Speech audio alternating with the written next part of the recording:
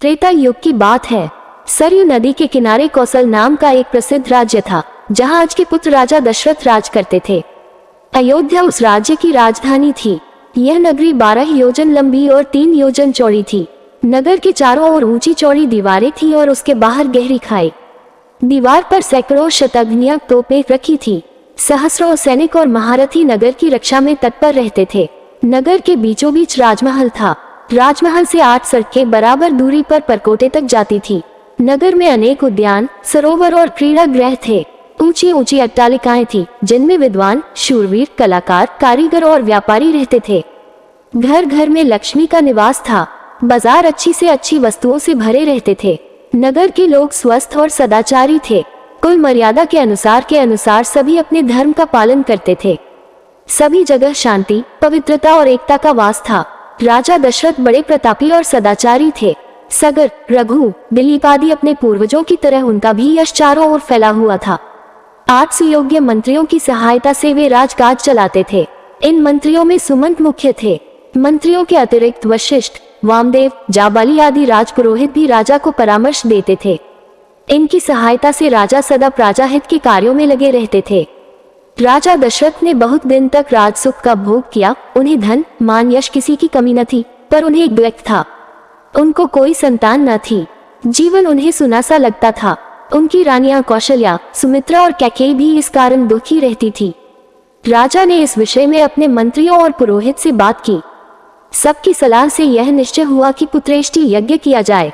सुमंत ने प्रस्ताव किया कि महान तपस्वी ऋषि श्रृंग को यज्ञ का आचार्य बनाया जाए। ये राय सबको पसंद आई। यज्ञ की तैयारियां होने लगी। राजा दशरथ स्वयं ऋषि श्रृंग को बुलाने गए। सब राजाओं को निमंत्रण दिया गया। मिथिला के राजा भी यज्ञ में सम्मिलित होने के लिए आए। अनेक ऋषि मुनि भी आमंत्रित होकर आए। सरयू नदी के किनारे यज्ञशाला का निर्माण हुआ। ऋषि श्रृंग ने शुभ मुहूर्त में यज्ञ प्रारंभ किया। यज्ञ का घोड़ा गया। 1 वर्ष बाद घोड़ा लौटकर आया, तब बड़ी रानी कौशल्या ने उसका तिलक किया। अब वेद मंत्रों की मंगल ध्वनि यज्ञशाला में गूंज उठी। अग्नि में आहुतियां पड़ने लगी। राजा दशरथ ने जब अंतिम आहुति डाली तो अग्निदेव स्वयं सोने के पात्र में खीर लेकर उनके सामने प्रकट हो गए। ऋषि श्रृंग ने अग्निदेव से खीर का पात्र ले लिया और राजा दशरथ को देकर कहा कि यह खीर पुत्रदायक है। अपनी रानियों को इसका सेवन कराए। खीर लेकर राजा ने उसे सर से लगा लिया। उन्होंने खीर का पात्र कौशल्या को देकर कहा कि तुम सब बांट लो।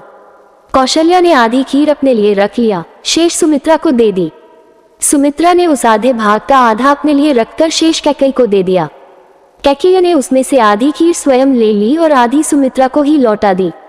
समय आने पर चैत्र मास के शुक्ल पक्ष की नवमी को बड़ी रानी कौशल्या के गर्भ से श्रीराम ने जन्म लिया। इसी तिथि पर हम आज भी रामनवमी का पर्व मनाते हैं। मंझली रानी सुमित्रा के 2 पुत्र हुए, लक्ष्मण और शत्रुघ्न। कैकेयी के एक पुत्र हुआ, उसका नाम भरत रखा गया। रखा ने बड़ी धूमधाम से पुत्रोत्सव मनाया। राजमहल में मंगलाचार होने लगे और स्त्रियां बधाइयां गाने लगी। देवताओं ने फूलों की वर्षा की। अप्सराएं नृत्य करने लगी। राजा और प्रजा के हर्ष का ठिकाना न रहा। चारों राजकुमार बड़े सुंदर थे।